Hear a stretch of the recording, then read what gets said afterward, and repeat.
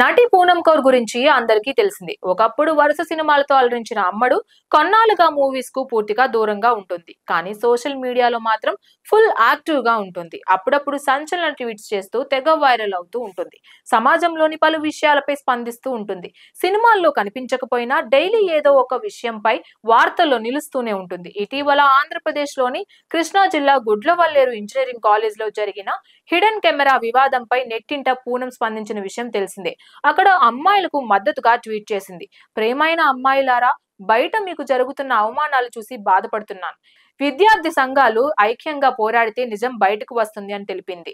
వ్యక్తులు ఎంత శక్తివంతులైనా వారిపై కఠిన చర్యలు తీసుకునే వరకు అస్సలు ఊరుకోవద్దని తెలిపింది. రెజ్లర్ల నిరసనను గుర్తు చేస్తున్నట్లు చెప్పింది. తమ కోసమే కాకుండా ఇతర విద్యార్థుల కోసం పోరాడుతున్నారంటూ కొనియాడింది. దీంతో ఆమె పోస్ట్ ను ట్యాగ్ చేసి ఓ నెటిజన్ ట్వీట్ చేశారు. ఒక కుమార్తె మహిళ అయ్యి ఉండి వైఎస్ జగన్ ముఖ్యమంత్రిగా ఉన్నప్పుడు ఎన్నో ఆరోపణలు పూనం చేసిందని ఆరోపించారు.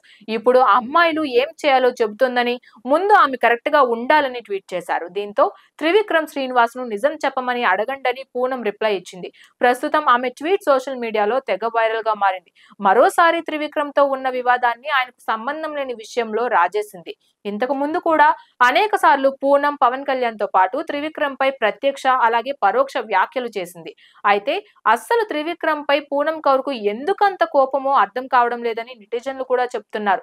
వారి మధ్య ఏం జరిగిందో కూడా తెలియదని అంటున్నారు. కానీ ప్రతిసారి టార్గెట్ చేసి పోస్టులు పెడుతుందని కమెంట్లు చేసేస్తున్నారు. ఆ మధ్య పవన్ కళ్యాణ్ నటించిన జల్సా మూవీ విషయంలో త్రివిక్రమ్ పూనం మధ్య చిన్నపాటి గొడవ జరిగిందని వార్తలు కూడా వచ్చాయి. కానీ వాటిలో ఎలాంటి నిజం లేదని పూనమే తెలిపింది. మరేం జరిగిందో ఆమెకే తెలియాలి అంటూ కూడా నెటిజన్లు విమర్శిస్తున్నారు.